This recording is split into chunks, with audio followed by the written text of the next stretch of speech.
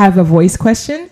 Send me a message by going to anchor.fm/thesingersarsenal/message. I'd be happy to answer your vocal questions. And who knows, maybe your question could be featured on a future episode of The Singer's Arsenal. Yeah, yeah, yeah, yeah.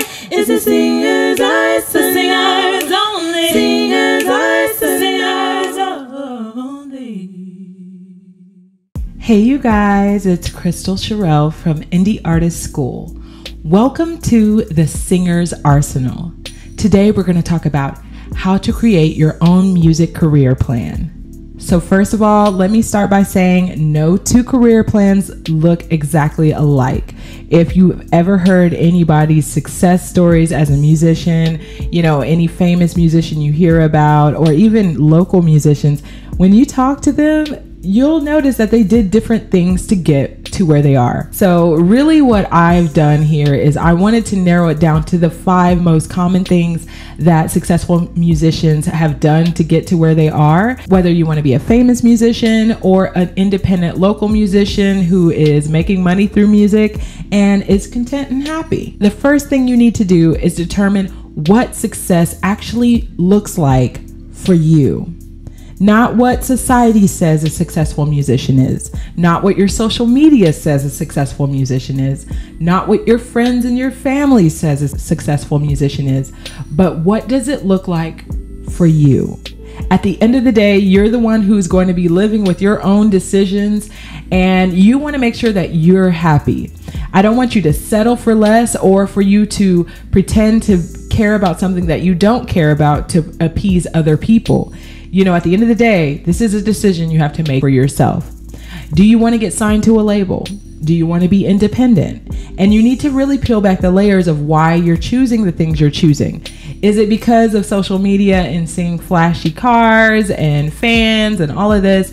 Or is it because, you think it's a better financial investment for you? Or, you have to really peel back what matters most. Because there are a lot of people who are actually famous, that means they have a lot of followers, a lot of fans, but they're not making very much money, and then there's people who are making money, but they're working quietly in the background, and they have a few fans, and it's more about their creative expression. So just determine what success looks like for you and then create a plan that takes you in that direction. All right.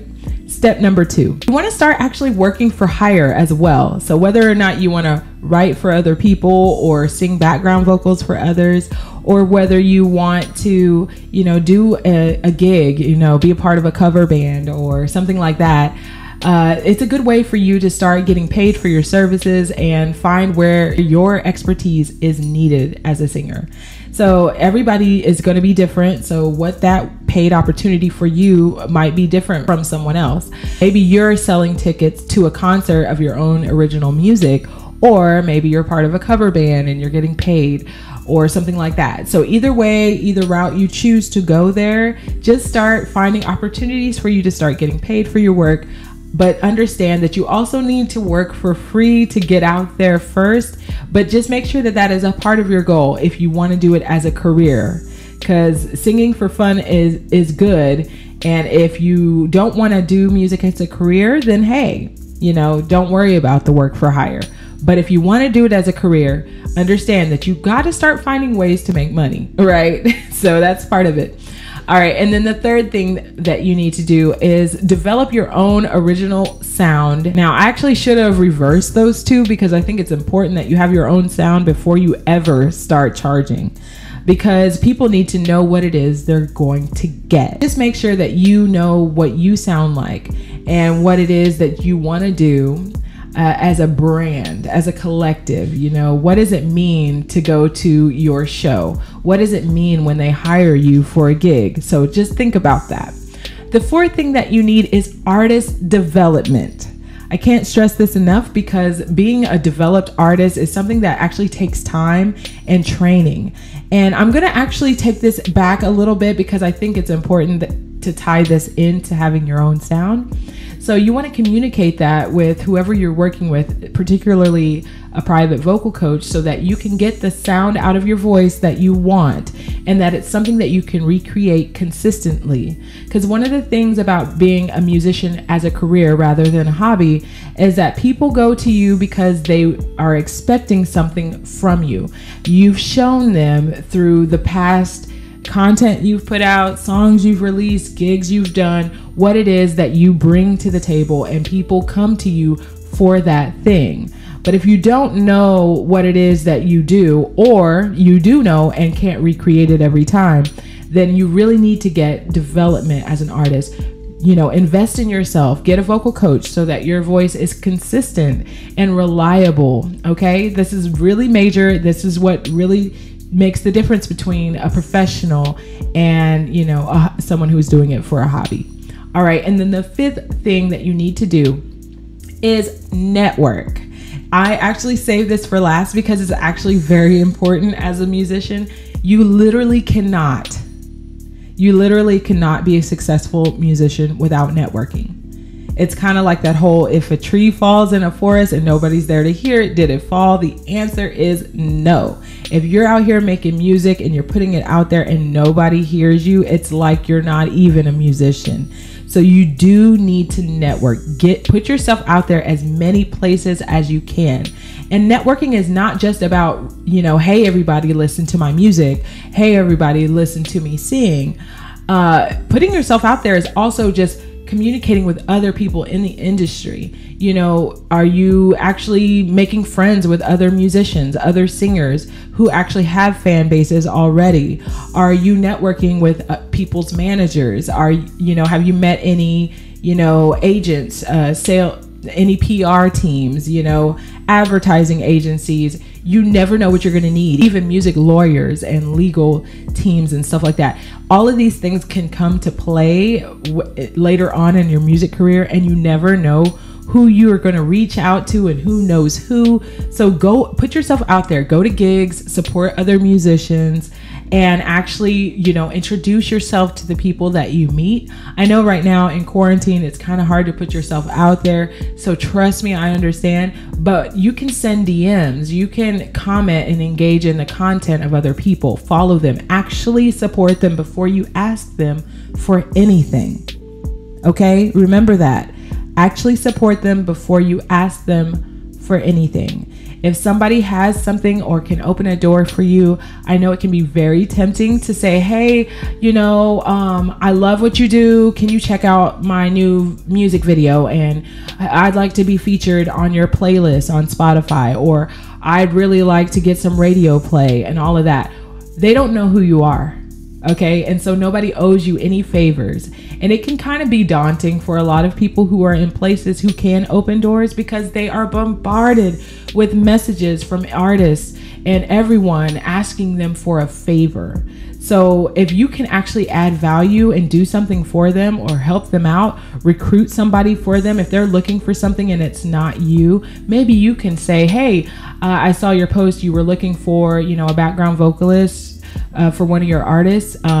You know, I'm busy that day, but I know so-and-so, or maybe that could be you taking on that opportunity. Whatever it is, you want to be involved. Okay, put yourself out there, talk to a few people, you know, comment, you know, on their posts, and don't just put an emoji, a generic emoji that you copy and paste under everybody. Don't do that. Make it personal.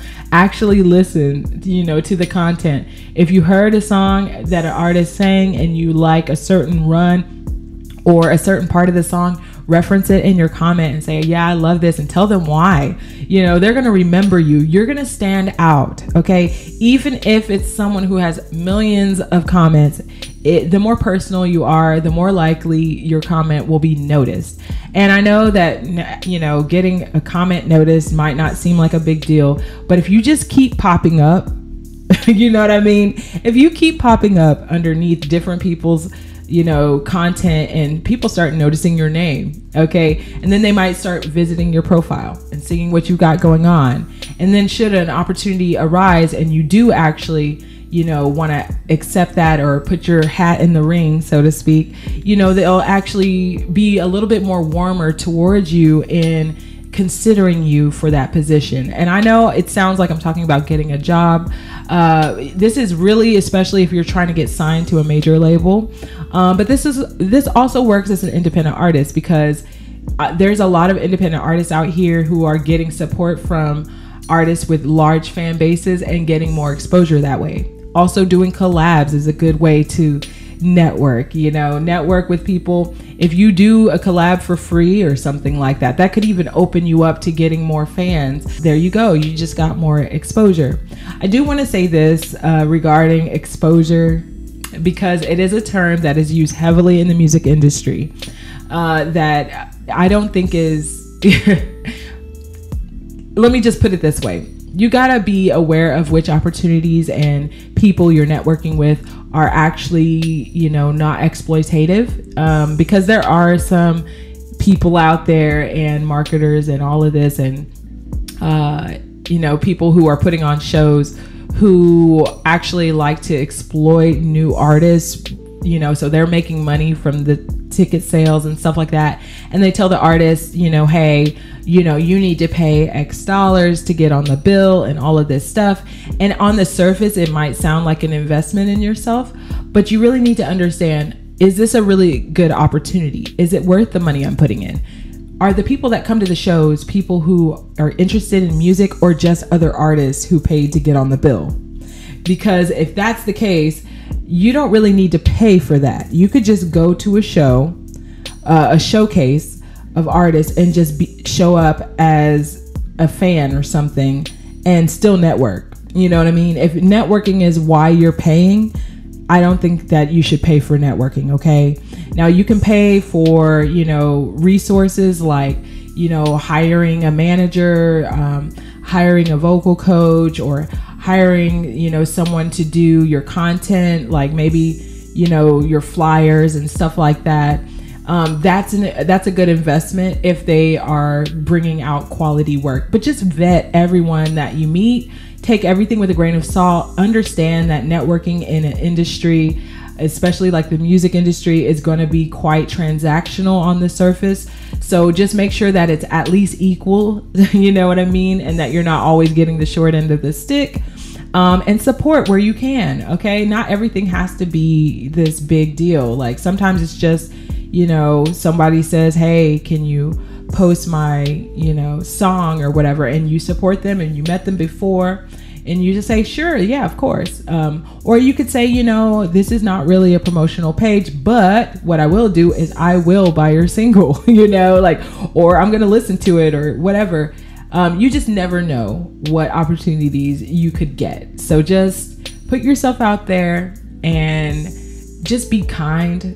I know that might seem like duh, but I know in the stress of like putting yourself out there and having this goal and like thinking, like having that one track mind, like I just got to get from point A to point B. How you get from point A to point B is your character. If you are, stepping on people to get to another place, your reputation will precede you, and you're going to start noticing that, yes, while you have networked and you've met a lot of people, you're going to have a really hard time opening doors because you're going to have a lot of enemies. Okay. So, at the end of the day, check in with yourself. You need to ask yourself, if this was done to me, how would I feel? Okay. And if your answer is, I would feel angry, then don't do it, even if it seems advantageous to you. That's just a rule of thumb when you're out here networking, guys, because I see a lot of it happening. So just letting you know. All right, so let's go back over those 5 things that you can do to build your music career. 1, determine what success looks like for you. Number 2, work for hire. Number 3, create your own original sound. Number 4, develop yourself as an artist. Number 5, network. So yeah, like I said, take all these tips with a grain of salt. They do work. Just understand that your path is not going to look like someone else. They may even have the same goal as you, maybe even be in the same genre, but You guys might not have the same opportunities accessible with you at different points in your career. And so try your best not to compare yourself to other artists. By all means, you know, do your research, learn from them. If somebody before you tried something and it didn't work, you know, maybe take that advice or try it, you know, get a poll, like see what other people say about the same thing. You know, and if a bunch of people are saying the same thing, maybe you can avoid that pain point, right? And work smarter, not harder. All right. So if you'd like vocal lessons, go ahead and visit my website, indieartistschool.com. I give virtual lessons one-on-one on Zoom. And I also have an online course called the Indie Artist Toolkit, where I teach you the beginnings of how to sing, as well as how to make money as an independent musician. That's indieartistschool.com. Also, I want to thank you guys so much for supporting this podcast. I couldn't do it without you. Some of you guys are even taking it another step further and donating. Thank you so much for your donations. If you'd like to donate, visit anchor.fm/thesingersarsenal/support. Well, you guys, until next time, have a wonderful day.